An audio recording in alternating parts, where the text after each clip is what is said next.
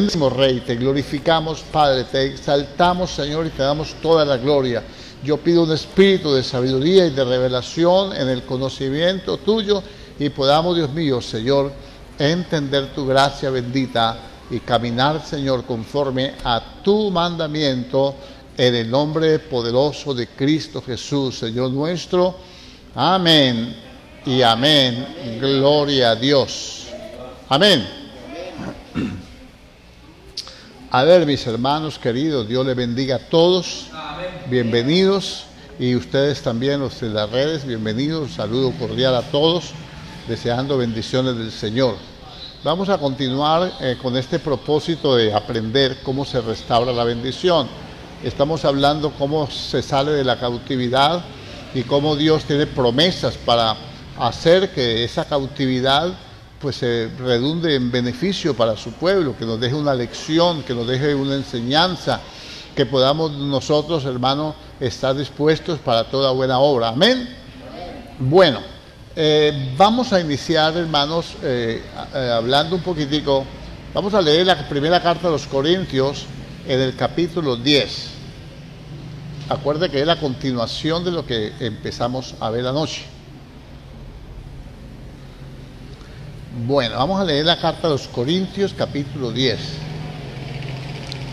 Con esta lectura me voy a apoyar en todo lo que voy a hablar, porque voy a tocar mucho puntos del pueblo de Israel, porque es el ejemplo que Dios da. Dice: porque no quiero, hermanos, que ignoréis que nuestros padres todos estuvieron bajo la nube y todos pasaron del mar, y todos en Moisés fueron bautizados en la nube y en el mar, y todos comieron el mismo alimento espiritual, y todos bebieron de la misma bebida espiritual, porque bebían de la roca espiritual que los seguía, y la roca era Cristo. Pero de los más de ellos no se agradó Dios, por lo cual quedaron postrados en el desierto. Mas estas cosas sucedieron como ejemplos para nosotros, para que no codiciemos cosas malas como ellos codiciaron, ni seáis idólatras como algunos de ellos. Según está escrito, se sentó el pueblo a comer y a beber, y se levantó a jugar. Ni forniquemos como algunos de ellos fornicaron y cayeron en un día 23,000. Ni tentemos al Señor como también algunos de ellos le tentaron y perecieron por las serpientes. Ni murmuréis como algunos de ellos murmuraron y perecieron por el destructor. Y estas cosas les acontecieron como ejemplo, y están escritas para amonestarnos a nosotros, diga nosotros, a quienes han alcanzado los fines de los siglos. Así que el que piensa estar firme, mire que no caiga. Entonces, estas cosas están escritas en la historia de Israel como ejemplo para nosotros, para que no hagamos como ellos hicieron. Amén. Entonces vamos a ver, y hemos tomado el ejemplo de la cautividad que tuvo Israel por la causa de la desobediencia. Bueno, vimos varias causas y varias cautividades las tocamos, pero ahora estamos viendo cómo regresan de la esclavitud y cómo ahora Dios, que los ha amado y que los ama igual que a nosotros, a través de, estoy hablando del Antiguo Testamento, les promete restaurarlos y bendecirlos más que a sus antepasados. Pero ellos tienen que separarse del mundo, tienen que separarse de las naciones que los rodean, no se pueden contaminar con ellas, no pueden hacer alianzas con ellas, etc. Bueno, vamos a mirar aquí algunos ejemplos bíblicos. Vamos a ver cómo es la vida. Dijimos que anoche hablamos de la vida de templo y la vida de cuerpo, ¿no? La iglesia es el cuerpo místico de Cristo, pero también la iglesia es el templo del Espíritu Santo, ¿cierto que sí? Como Dios dijo, habitaré entre ellos, andaré entre ellos, ellos serán mi pueblo, yo seré su Dios. Entonces vamos a mirar esto, vamos a mirar en Romanos capítulo 1 algunas cosas que la Biblia nos explica aquí. Y me dice cuál es la culpabilidad del hombre. No está hablando aquí sencillamente bueno, ahí incluye a todos los hombres, la culpabilidad de los hombres. Vimos que el Evangelio es poder de Dios para la salvación, versículo 16. El versículo 21 viene en un contexto que dice que Dios se revela por medio de la creación, que las cosas invisibles de Él se hacen patentes a través de la creación. Y en el verso 21 dice, pues conociendo a Dios, no le glorificaron como a Dios ni le dieron gracias, sino que se envanecieron en sus razonamientos y su necio corazón fue entenebrecido. Entonces el corazón fue entenebrecido, fue lleno de tinieblas. Ellos no las tenían. Las tinieblas vienen sobre el corazón del pueblo porque no glorifica a Dios como Dios. Conociendo a Dios no le glorifican como a Dios. Aquí tenemos un buen tema para que nosotros podamos meditar un poquito en ello. Usted en su casa escudriñe la palabra, tome sus notas y acuérdese que tiene que confrontar las enseñanzas con las escrituras. Entonces, número 1, habiendo conocido a Dios, o sea, lo conocieron. ¿Cómo se conoce a Dios? Por la creación, por las cosas hechas. No hay excusa para decir que Dios no existe. El sol nunca aparece por el norte ni por el sur, siempre va a arrancar allá. Al menos la manifestación, ¿no? Ya sabemos que no sale allá, sino que ahí aparece. Y eso tiene que quedar claro. Eso me tiene que dar una evidencia de la verdad de Dios. Ese es un ejemplo de la gente que no conoce a Dios, que también nos sirve de ejemplo para nosotros. Entonces, ¿cómo es posible que nosotros, conociendo a Dios, o mejor, dijo Pablo, siendo conocidos por Dios, cómo es que os volvéis a los pobres rudimentos a los cuales os volvéis a esclavizar? Guardáis los días, los meses y los años entre vosotros. El apóstol Pablo dice, el predicador está trabajando en medio del pueblo para labrar, para cultivar, para manifestar, para señalarle el camino. Y se trabaja en vano cuando el pueblo se devuelve a esos pobres rudimentos. Rudimentos son principios que no nos edificaron, que no nos cambiaron, que no sirvieron para nada, que no trajeron beneficio, que no trajeron provecho a nuestra vida. Por ejemplo, cuando éramos inconversos, ¿qué beneficio tenía un puente? Sí, nos íbamos a gastar el dinero, otros iban de parranda, otros iban con la familia, bueno, lo que fuera. Pero ¿qué beneficio traía? Ninguno. En medio de esas cosas a veces se manifestaban disgustos, peleas. Bueno, pocas personas lo aprovecharon bien. Y de todas formas, esas cosas no producen salvación, no le dan paz al hombre. Esas cosas no le traen ningún beneficio porque antes el hombre se carga más, a veces por salir. No le estoy diciendo que es pecado salir, no le estoy exponiéndole un ejemplo. Antes muchas veces, hermano, por andar en esas cosas, uno se resulta endeudado, se le acaba el dinero antes de tiempo, pasa dificultades, necesidades, porque todo eso es vanidad del hombre. Amén. No es pecado hacerlo, ni usted vanidoso por hacerlo. Estoy diciendo que son cosas huecas que no producen ningún beneficio. Vanidad quiere decir hueco, vacuo, es la palabra. Bueno, ahora, entonces, quiere decir que estamos esclavos de los rudimentos del mundo, en un rudimento de unos principios del mundo. Y guardamos los días, los meses y los años. Me temo que haya trabajado en mano con vosotros. Entonces, ¿cómo es posible ahora que nosotros salimos de, entre comillas, esa esclavitud tan tremenda, hermano, de 6 meses, hermano, confinados en nuestras casas? Es igual que la esclavitud de Israel, la desolación del templo, los templos solos, desolaciones desolados, abandonados, dejados solos.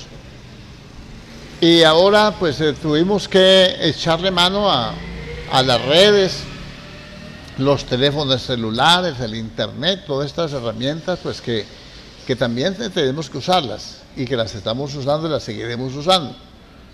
Pero que fue una alternativa, eso es como un paño de lágrimas, un paño para secarse las lágrimas, pero que no traen el beneficio que trae una congregación. ¿Por qué ahora entonces, cuando ya pasa todo, la iglesia no retorna a esos buenos principios, a esos buenos caminos sino que sigue exactamente igual. Y exactamente igual. Entonces necesitamos una vida de templo. ¿Qué es una vida de templo, hermano? Meterse entre el templo, no. Saber que la iglesia es templo del Espíritu Santo y saber qué se hace de un templo. Amén. ¿Qué es lo primero que se hace en un templo? Cuando usted viene al templo, ¿a qué viene? Dice, yo vengo a pelearme con los demás. No, no. Vengo a tener comunión con Dios. ¿Cómo yo tengo la comunión con Dios? Pues teniendo comunión con ustedes, teniendo comunión a través de la palabra, haciendo lo que dice Dios, orando, cantando, levantando los brazos, derramando el corazón delante de Dios, etcétera. Entonces se logra una comunión, ¿cierto que sí? Pero vamos a leer la Biblia y vamos a ver qué cosas no deben hacerse en un templo. Porque si estamos hablando de que somos el templo de Dios, tenemos que saber que Dios mora en medio de nosotros. Vamos a ir a la primera carta a los Corintios y vamos a mirar cosas que nos roban la bendición, que impiden que esa bendición de restauración, que esa bendición que Dios prometió. Por ejemplo, Dios prometió, dijo, cuando sacó de esclavitud y lo llevó, dijo, me lo sacan y me lo llevan al monte para que me sirvan. Y para servirle a Dios es para rendirle culto, para hacer las ofrendas, los sacrificios, lo que Él pedía. Pero primero Él establece un templo. Él necesita un templo para manifestarse. Entiéndalo, por eso ayer hablábamos de que dónde están las manifestaciones del Espíritu. No se manifiesta el Espíritu porque no hay templo. Bueno, sí hay templo, somos templo, pero no se manifiestan todos. Que eso es preocupante, ¿no? Y tenemos que seguir hablando de eso, ¿no? Eso no es una enseñanza que tenemos que llevar así progresivamente para poder mostrar otros perfiles. Vamos a ver aquí en el capítulo 1, verso 10. Dice, os ruego pues, hermanos, por el nombre de nuestro Señor Jesucristo, que habléis todos una misma cosa y que no haya entre vosotros divisiones, sino que estéis perfectamente unidos en una misma mente y en un mismo parecer. Entonces quiere decir que la división, ¿qué es lo que quiere el enemigo? Vamos a hablar también de los propósitos de Dios, pero Dios tiene propósitos con nosotros. Dice, yo quiero que ustedes estén perfectamente unidos en una misma mente y en un mismo parecer. ¿Cómo se logra eso? Hablando una misma cosa. Entonces, ¿por qué viene la división? Porque hablamos cosas diferentes. Soy inteligente, ¿cierto que sí? Bueno. Entonces, ¿por qué viene la división? Porque hay un diferente parecer y un diferente hablar. Entonces, el uno habla una cosa y el otro, es que a mí me parece, a mí no me tiene que parecer. A mí me tiene que parecer es que yo esté de acuerdo con la palabra. A alguien, por ejemplo, y vamos a empezar a darle a esto, porque esto hay que darle, a alguien le parece que no es necesario el templo, que no es necesario congregarse. Total, estuvimos 6 meses en las iglesias cerradas, ¿y qué? ¿Quién se murió por eso? A ver, ¿qué? Bueno, ese es su parecer, pero así no puede haber unidad del Espíritu, y si no hay unidad del Espíritu, el Espíritu no va a estar en medio de nosotros, y si el Espíritu no está en medio de nosotros, pues no va a haber templo, no va a haber una manifestación del Espíritu en medio del templo. Va a haber un templo allí contaminado, un templo como la famosa desolación de los tiempos de apostasía. Bueno, entonces, número 1, como para tener vida de templo, primero tenemos que estar unidos, tener un mismo sentir, un mismo parecer. A mí no me parece correcto que yo, siendo cristiano, no estoy hablando de pastor ni de ministerio, cristiano, un seguidor de Cristo, yo siga las corrientes del mundo. La Biblia me dice que yo debo ser transformado a través de una renovación de la mente. Eso es lo que dice en Romanos capítulo 12. Entonces yo necesito una transformación, yo la necesito. ¿Cómo yo logro esa transformación? Tengo que permitir que el Espíritu Santo, a través de la palabra, cambie mi manera de pensar. Yo no puedo cambiar mi manera de pensar cuando yo creo, hermano. Por ejemplo, vamos a poner un ejemplo bien clásico aquí. Uno dicen, yo creo que el mejor futbolista del mundo es Maradona. Otros dicen, no, es Pelé. El otro dice, no, es Cristiano Ronaldo. Y no porque sea cristiano. Otro dice, es Messi. Amén. Y entonces tenemos 4 conceptos diferentes. Y entonces esa es una coyuntura que va a usar el enemigo. El diablo va a usar eso. ¿Por qué va a usar el enemigo la división? Dividirnos, una casa dividida contra sí misma no prevalece. Entonces una iglesia no tiene ninguna fuerza, ningún poder. El Señor dijo, yo voy a edificar mi iglesia, sobre esta roca la edificaré, y las puertas del Hades no prevalecerán. No prevalecerán. Entonces, ¿cómo puede prevalecer una casa dividida? Entonces llega el momento en que esa división trae otros conflictos. Trae agotamiento espiritual, físico, trae desánimo, trae un montón de cosas.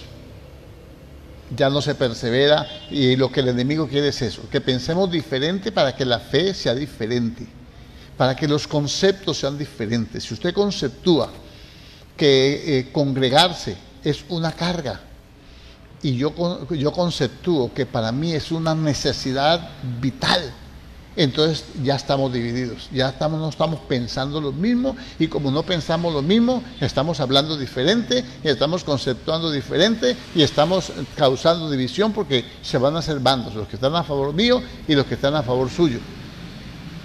¿Amén o no?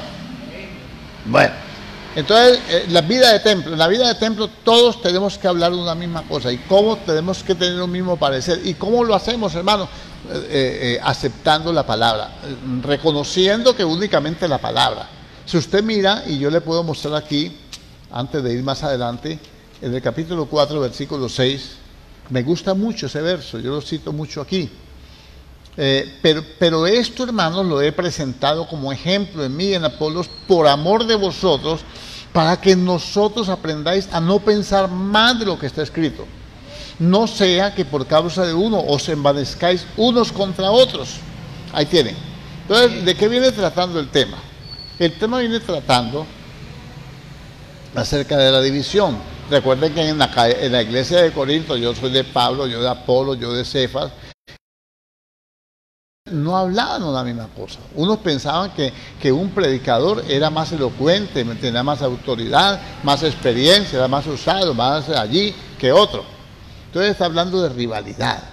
Entre nosotros no debe haber rivalidad, debe haber unidad. Eso tiene que acabarse, esos conceptos equivocados. Que yo pienso que yo pienso que no hay necesidad de uno. Usted no le gusta congregarse. Eso es su estilo de vida. No estoy hablando de que a usted le pasa eso, pero por si acaso le pasa para que lo entienda. Entonces ese es su estilo de vida, es un estilo de vida en que no le gusta alimentarse, no le gusta. Hay gente que no le gusta comer, hay gente que por conservar la línea, ya saben que hay una enfermedad, como llama, anorexia, ¿no es? ¿Sí o no? Ah, bueno, entonces tenemos también anoréxicos espirituales, que un anoréxico le sirve la comida y le deja servida. Entonces son los cristianos que no cargan Biblia, que no toman una nota, que no llegan a tiempo, que no leen la Biblia, que no oran, que no llegan a la iglesia, que no están comprometidos con el Señor. Cuando la palabra de Dios dice, desead como niño recién nacido la leche espiritual, no adulterada, por la cual podéis crecer para salvación. Aquí hay varios puntos que tratar. Cuando pensamos una misma cosa y tenemos un mismo sentir en el Señor y un mismo parecer, entonces debemos estar de acuerdo en que el alimento espiritual es la palabra de Dios, que mi espíritu necesita alimentarse. Toda verdad es paralela. ¿Cuántas veces come usted? Hay un hermano me dijo, hermano, usted para que se coja otra vez su talla, tiene que comer 6 veces al día.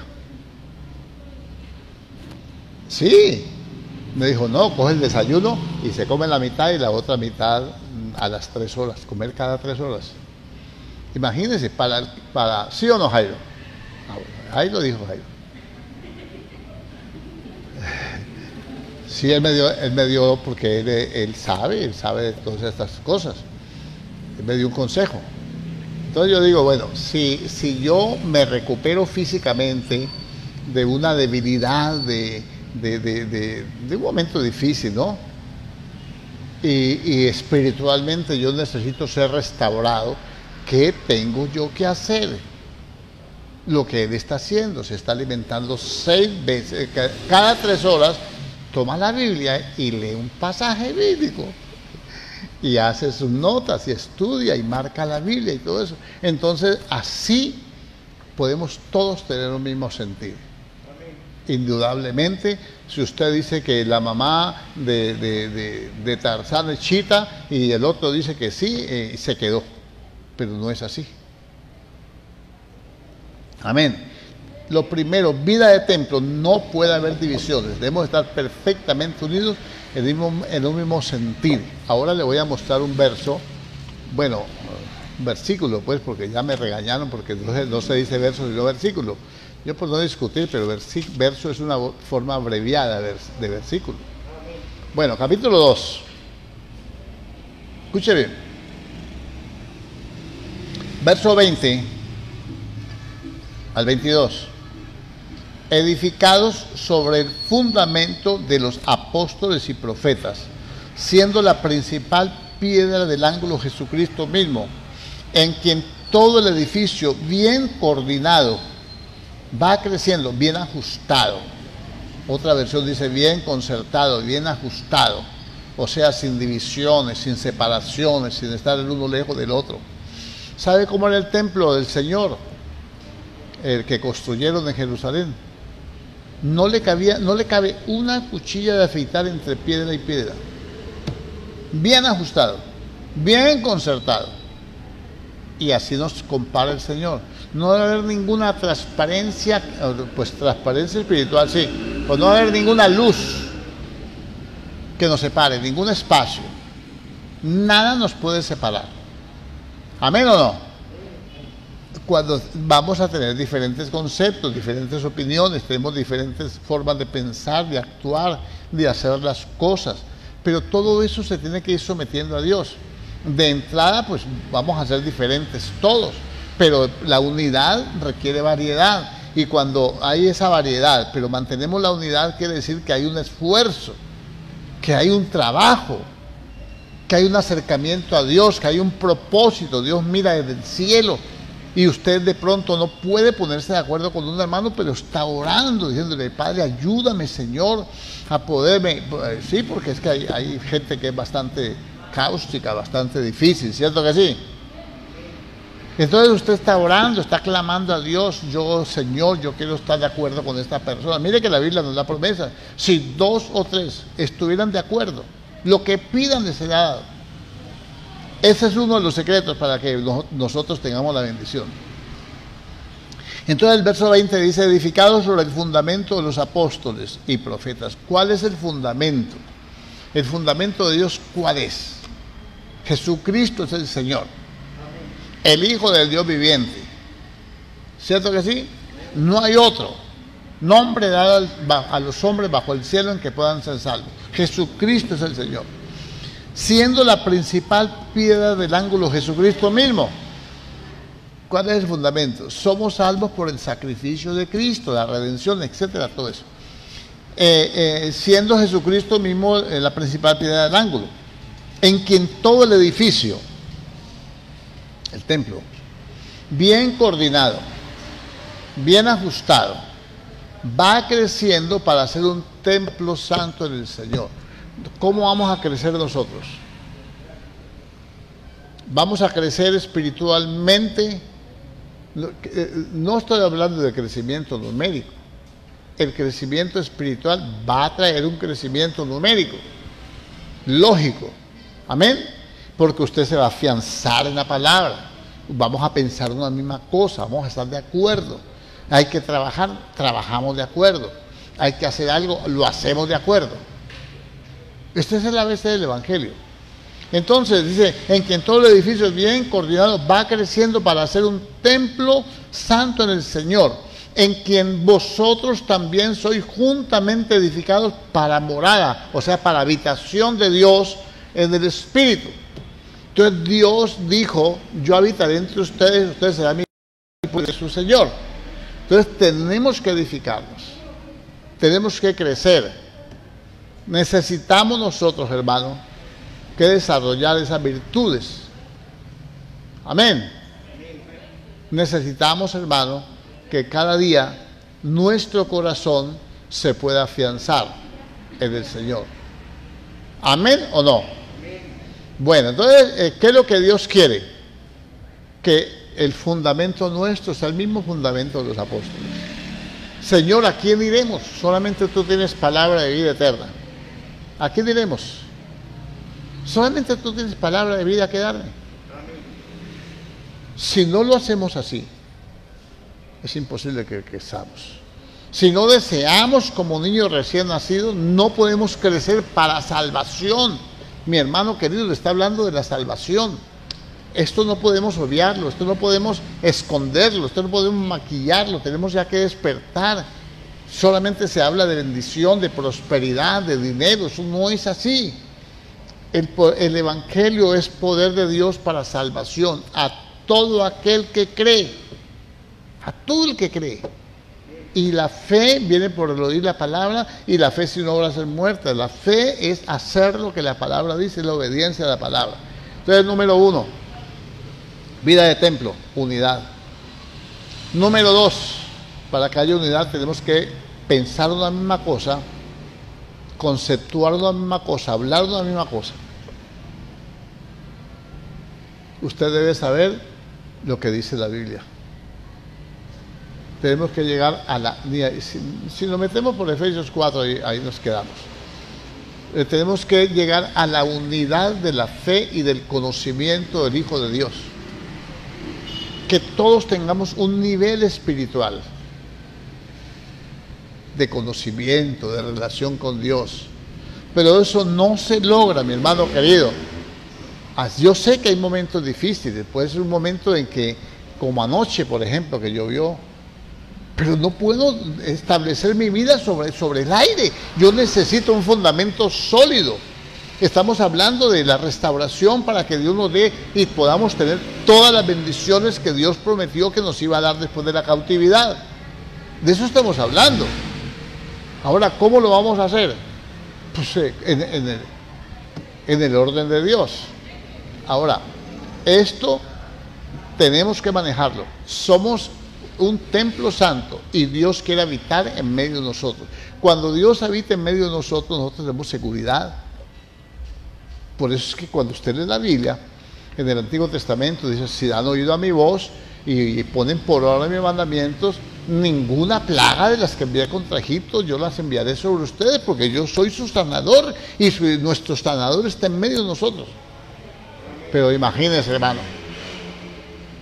con este problema tan terrible que tenemos aquí de contaminación por todas partes, que el uno habla que se subió el nivel, que se bajó, que se estabilizó, que la curva para abajo, que la curva para arriba, que el pico, y dándole picos a todo el mundo. Dígame, ¿cómo nosotros vamos a poder sostenernos? Como un cristiano puede decir, no, yo por la fe, yo lo declaro por la fe. ¿Cuál fe? Muéstreme la fe. Muéstreme la fe con lo que hace. Y yo te muestro la fe por lo que hago, dice Santiago. Amén.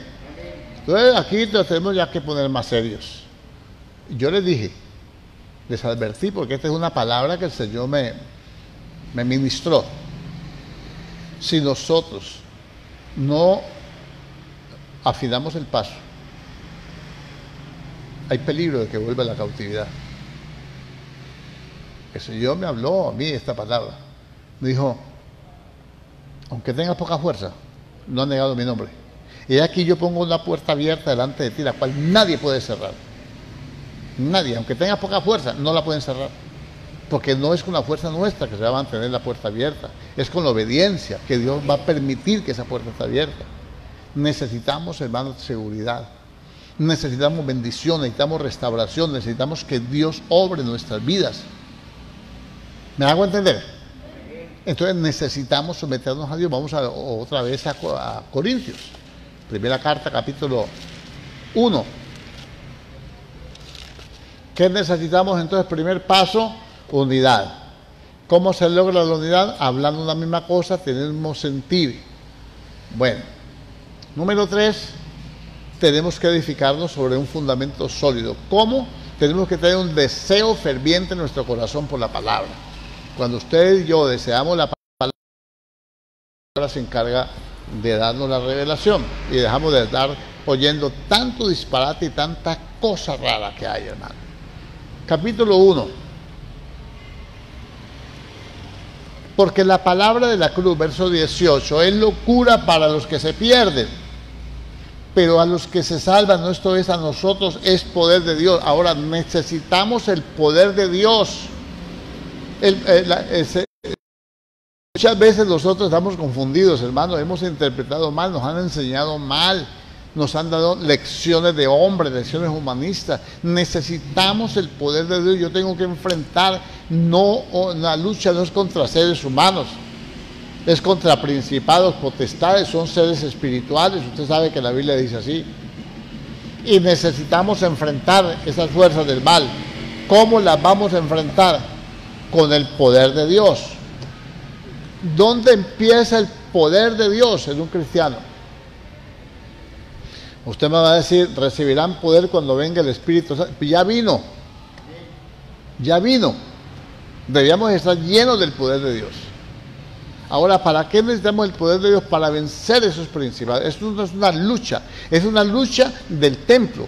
El diablo quiere arruinar el templo, como Nabucodonosor vino y arruinó el templo en Jerusalén. Como lo rompió, se robó lo de valor. Y después Dios lo restauró. Eso es lo bueno. Y eso es lo bueno, eso es lo que yo estoy tratando de decirle. Llevo 10 enseñanzas, 11 con esta, tratando de decirle qué es lo que Dios quiere hacer, cómo es que opera Dios, cómo obra. Dios sí nos va a restaurar, Dios sí nos va a bendecir. No importa que hayan 50,000 problemas allá afuera, nosotros somos el pueblo de Dios y los voy a bendecir más que todos los pueblos de la tierra, dicen Deuteronomio, esa es la promesa, ¿no? De eso hemos estado hablando. Ahora mire, la palabra de la cruz es locura a los que se pierden, pero a los que se salvan, esto es a nosotros, es poder de Dios.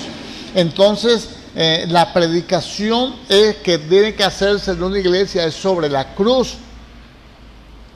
Por favor, no llenar de cruces esto, no está hablando de esto, ni poner una cruz ahí en la pared. No, es la predicación de la cruz, la obra de Cristo en la cruz. ¿Qué dice el Señor? Si alguno quiere venir en pos de mí, niéguese a sí mismo, tome su cruz y sígame. Yo tengo que, para salir de la cautividad, yo tengo que negarme a mí mismo. Pongamos ejemplos, que para eso vinimos, para aprender de la palabra, y toda la Biblia es para eso. ¿Qué pasó con el pueblo de Israel? ¿Por qué no pudieron entrar en la bendición, por ejemplo, los gente que le mandaron a inspeccionar la tierra prometida? Uno de cada tribu. ¿Por qué no pudieron? Porque a ellos les faltó negarse. Ellos vieron los gigantes, vieron la tierra que es buena, en gran manera buena, pero vieron los gigantes y les pudo el temor que ellos les infundieron. ¿Por qué tuvieron tanto temor? Porque no tenían poder. Cuando uno tiene poder, a ver, si usted tiene dinero en abundancia, tiene un buen poder económico, a usted le angustia que le llegue el recibo de la energía por 500,000 pesos. Se enoja, ya se reclama y manda un mensajero, un abogado, lo que sea, pero ahí lo paga. No se va a quedar sin nada. Lo paga y sigue tranquilo. ¿Sí o no? Tiene poder adquisitivo. Bueno, si le suben el mercado, si lo que usted compraba con 100,000 pesos ya le vale 200 y usted tiene buen poder económico, ¿usted se angustia? ¿Se le va el sueño? Ni se da cuenta. Entonces necesitamos poder. ¿Cómo viene el poder? El poder de la cruz, el poder de la negación, el poder de morir uno a este sistema del mundo, morir a esto, hermano. Morir a estas corrinches del mundo, eso no edifica. No dejarnos disipar, no dejarnos arrastrar por las corrientes del mundo, negarnos. Por ejemplo, Caleb y Josué, que eran de los 12 que fueron a inspeccionar la tierra, en Números 14 encuentra, 13 y 14. Va a encontrar usted, hermano, que estos dos hombres tuvieron un espíritu diferente, tuvieron un espíritu de poder. Y dijeron, sí, son grandotes, pero no se preocupe, yo creo lo que Dios dijo. Dios dijo que iba a pelear por nosotros y nosotros íbamos a estar tranquilos, de modo que nosotros estamos tranquilos. Eso es pan comido, eso no se preocupe por eso. Pero nosotros no tenían poder, no le habían creído a Dios. Cuando yo no me niego es porque no le he creído a Dios. Cuando yo trato de solucionar mis problemas en mis propias fuerzas, hermano, yo no le he creído a Dios. Él le dijo a Zacarías, no es con espada, no es con ejército, es con mi espíritu, dice el Señor. Así escribe Zacarías. Amén. Entonces, le pregunto yo, si necesitamos poder, tenemos que negarnos a nosotros mismos. Cuando nos negamos a nosotros mismos es porque estamos siguiendo la instrucción del Espíritu Santo, estamos oyéndolo, estamos actuando guiados por el Espíritu Santo, no guiados por nuestras propias concupiscencias, hermano. ¿Amén o no? Entonces, la palabra de la cruz es locura a los que se pierden. Pero a los que se salvan, esto es a nosotros, es poder de Dios. Pues está escrito, escuche cómo está escrito: destruiré la sabiduría de los sabios y desecharé el entendimiento de los entendidos. ¿Por qué? Dígame cuál es la causa, hermano. Yo discuto esto a diario, me pasa esto, todo el tiempo me están dando con esto. No, que es que el doctor fulano dijo, que el apóstol fulano dijo, que a mí que me interesa que Aristóteles dijo, que el uno dijo, que el otro dijo, que un pensador, que un filósofo, que esto, y yo qué tengo que ver con esto. Si el Señor dijo, yo voy a destruir la sabiduría de los sabios y desecharé el entendimiento de los entendidos. Yo puedo tener 50,000 libros metidos en la cabeza, eso Dios lo desecha. Lo único que Él quiere es que yo me niegue, que yo le obedezca. Cuando yo me niego, entonces yo empiezo a entender. Ya sabe cómo se va a defender de eso, ¿no? Una cosa es la cultura, sí, tenemos que culturizarnos y aprender y escudriñar, amén, pero Dios desecha eso. Dios desecha eso. Tanto conocimiento, tanto humanismo, tanta predicación sin sentido, hermano.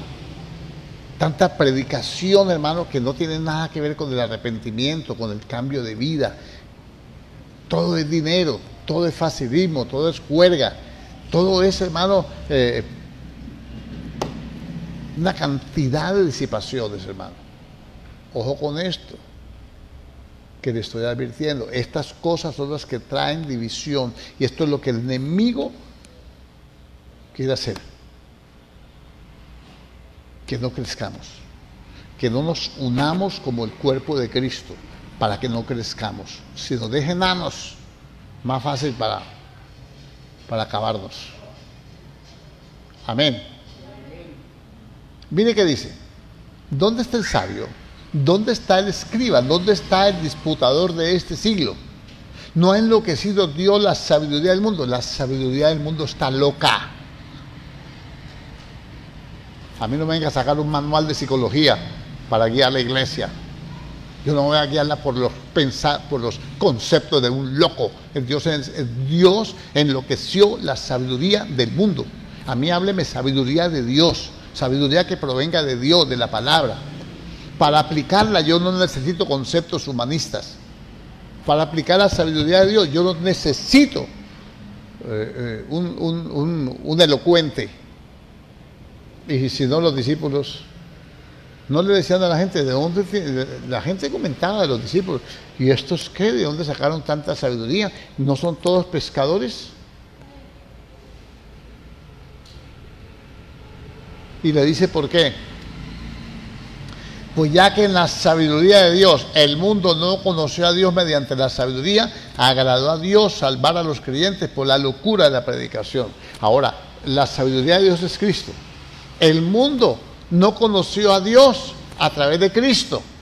Ahora, sencillo, ahora el Señor lo que hace es que manda a los discípulos a predicar a Cristo, predicar su palabra, predicar su sabiduría. Y nos salva a nosotros. ¿Dónde está el escriba?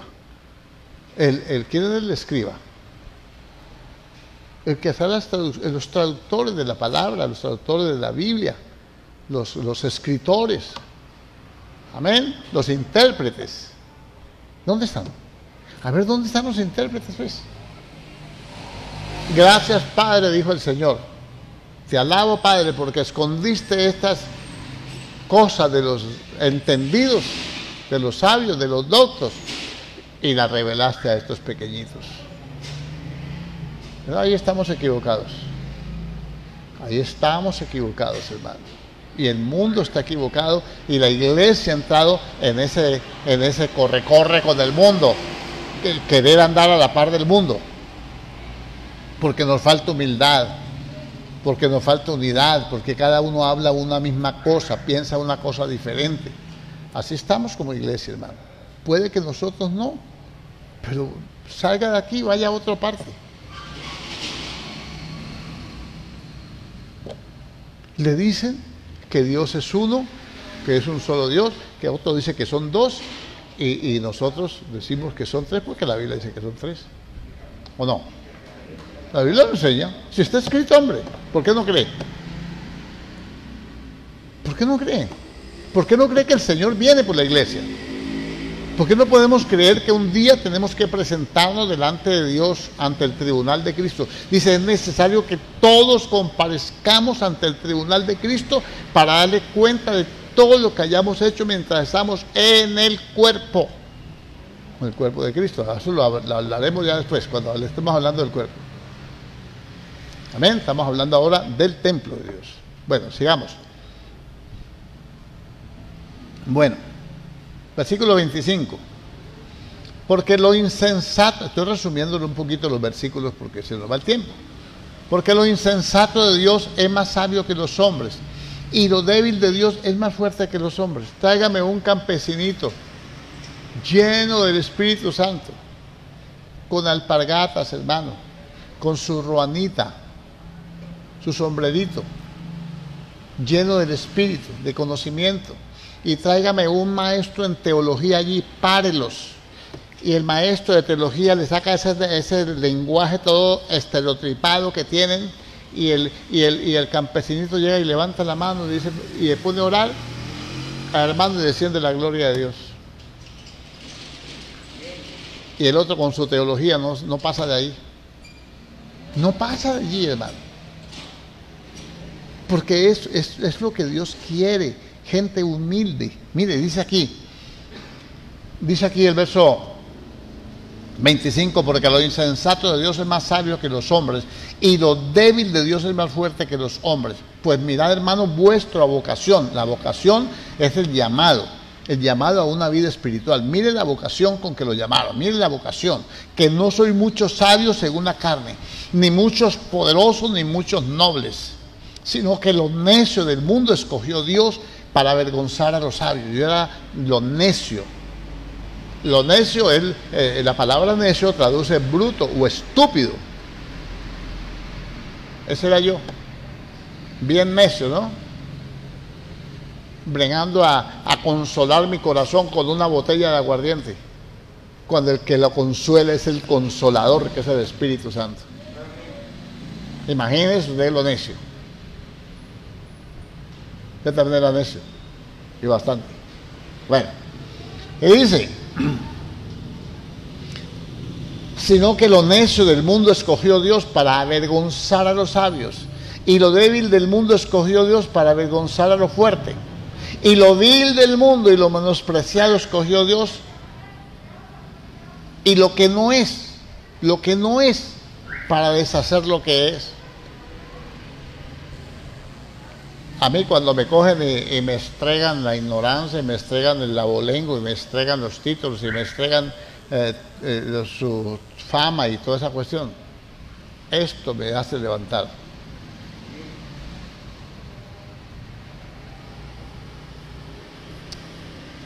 Y entonces Dios escogió lo vil del mundo, lo necio, lo que no era, ¿para qué? Verso 28. Y lo vil del mundo y lo menospreciado escogió Dios, y lo que no es, para deshacer lo que es, a fin de que nadie se jacte en su presencia. No, eso no es cuento de que, hermano, yo tengo mucho conocimiento, yo estudié en la universidad de no sé qué cosa, yo tengo tantos títulos, maestro en divinidades, tengo títulos que me mandan de Estados Unidos por $5,000, tengo carnet de no sé qué, soy amistad con el gobernante, soy aquí para allá, soy presidente de la asociación de pastores, soy todo eso que usted dice. Yo no me puedo jactar delante de la presencia de Dios, porque lo que yo soy, lo que usted es, lo que nosotros somos porque Él lo ha hecho en nosotros. Nosotros por nuestra propia cuenta nada podemos hacer. Y ahí estamos más perdidos que embolatados. La iglesia está más perdida que embolatada. Ahora es el que tenga más creyentes, el templo más lujoso, el que tenga estación de televisión, el que tenga... Yo, mis hermanos aquí, nosotros nos paramos a predicar y a orar por los enfermos, hermanos, con un telefonito. Y usted mira a otros con 3, 4 cámaras, con acercamiento, alejamiento, hermano, tremendas o carramplones así de cámaras. Qué bueno tenerlas, pero eso no me hace más que otro. Sí, debo tenerla como una bendición. Esto me lo dio Dios para la gloria de su nombre. ¿Ah? Por eso usted no se achicopale, hermano. Nunca se achicopale de otro porque lo humille, porque lo mire por encima del hombro, porque tiene mejor traje, porque tiene... No, eso no vale nada. Lo que vale es eso, predicar el evangelio de la cruz, morir uno. Y nosotros estábamos llenos de orgullo, todavía nos queda, porque eso es un proceso de limpieza que se va durante toda la vida, ¿no? Y lo que nos quede faltando, pues allá nos acaban de purificar, ¿sí o no? Pero al menos tenemos que morir. Por eso se llama la cruz, es poder de Dios, el evangelio de la cruz. Nosotros predicamos a Cristo crucificado. ¿Estamos aquí o no? Dice, y lo vil del mundo, verso 28, lo sigo repitiendo. Y lo menospreciado escogió Dios. Menospreciado. Usted ha sido el patito feo. En donde trabaja, en la casa, en el trabajo, en la iglesia. A esos es que escoge Dios.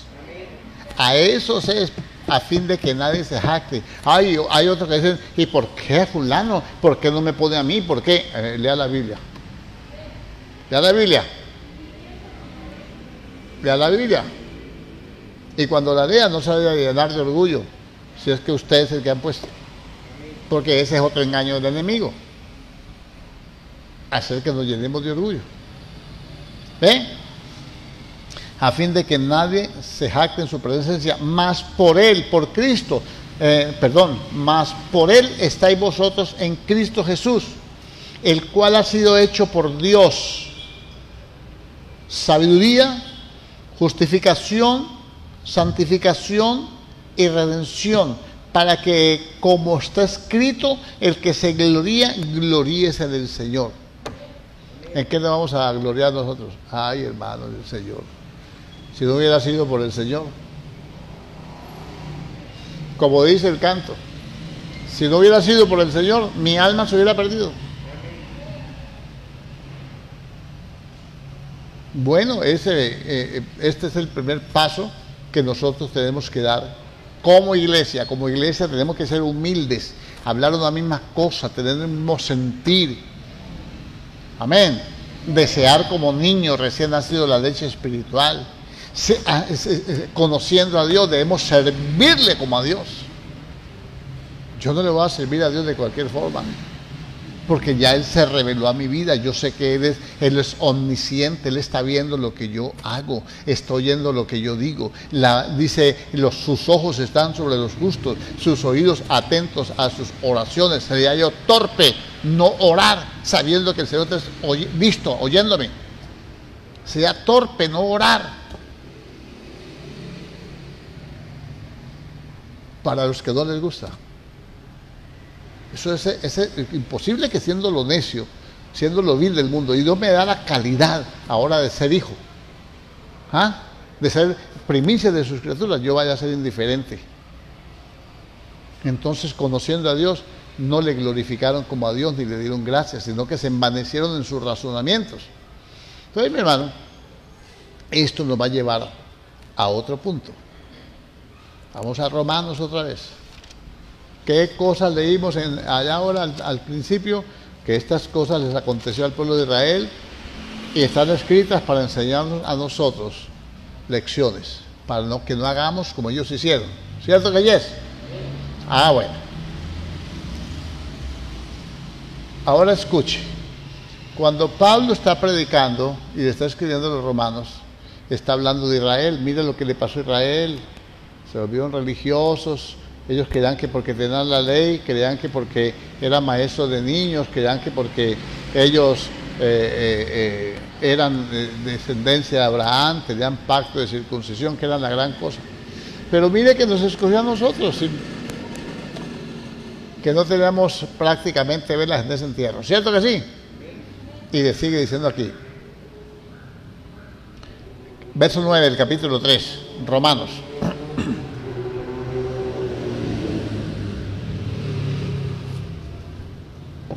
Estas cosas están escritas como ejemplo para nosotros, para que no hagamos como ellos hicieron. ¿Qué dice? ¿Qué pues somos nosotros mejores que ellos? En ninguna manera, pues ya hemos acusado a judíos y a gentiles que todos están bajo pecado, como está escrito. ¿Cómo es el pecado? ¿Cómo está uno bajo pecado? ¿Cómo estaba el mundo antes de la redención en Cristo? Los judíos envanecidos con su religión, los judíos envanecidos con su circuncisión, otros envanecidos con su posición y otros con su maldad. ¿Y qué dice?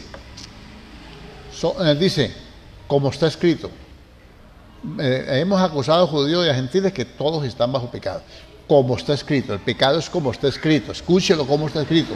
No hay justo ni aun uno, no hay quien entienda, no hay quien busque a Dios. Eso es pecado. Así es el pecado como está escrito. Todos se desviaron a una, se hicieron inútiles. Se desviaron y no permitieron hacer las cosas para Dios, hacer la obra de Dios. No hay quien haga lo bueno, no hay ni siquiera uno. Sepulcro abierto su garganta, con su lengua engañan, veneno áspid hay debajo de sus labios, su boca está llena de maldición y de amargura. Es imposible que nosotros estemos llenos de amargura y de maldición. Eso es pecado. Pecado como está escrito. Escúchelo bien. Sus pies se apresuran para derramar sangre. Quebranto y desventura hay en todos sus caminos y no conocieron camino de paz. Perdón, quebranto y desventura hay en todos sus caminos.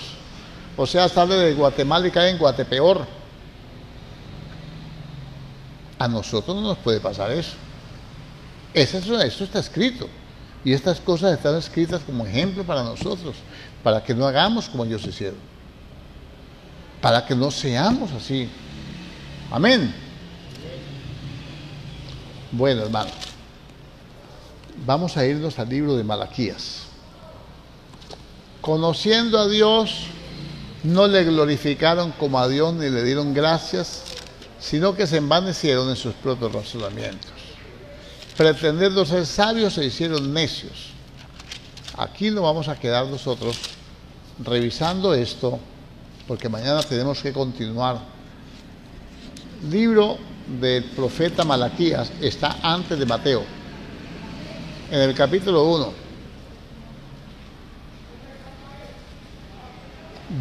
versículo 6. El hijo honra al padre y el siervo a su señor. Si pues yo soy padre, ¿dónde está mi honra? Y si soy señor, ¿dónde está mi temor? Dice Jehová de los ejércitos. Número 1, conociendo a Dios no le glorificaron como a Dios, ni le dieron gracias. Es imposible, hermano, que después de un tiempo tan tremendo de opresión, 6 meses de pandemia, y poder estar nosotros aquí con el templo abierto, orando, estudiando la palabra, viéndonos. Yo me siento contento, yo me siento motivado. Creo que todos y cada uno de nosotros, cuando somos un cuerpo, nos hace falta un miembro, ¿no? Si un miembro se nos es quitado, nos hace falta. ¿Cree que yo no lo sé? Yo lo sé. Entonces, le pregunto, si el hijo honra al padre y el siervo a su señor, nosotros somos hijos de Dios, conociendo a Dios lo honramos como a Dios, estamos honrando al Padre verdaderamente como tenemos que honrarlo. Si yo soy padre, ¿dónde está mi honra? Y si soy Señor, ¿dónde está mi temor? ¿En qué? Dice aquí, dice Jehová de los ejércitos, a vosotros, oh sacerdotes, que menospreciáis mi nombre, y decís, ¿en qué lo hemos menospreciado? En que ofrecéis sobre mi altar el pan inmundo. Ya sabes qué quiere decir eso. O sea, lo dañado, lo que no sirve, no se le da lo mejor a Dios. Eso, hermano querido, va a traer problemas, porque vamos a estudiar esta parte que ya la hemos estudiado de diferentes formas.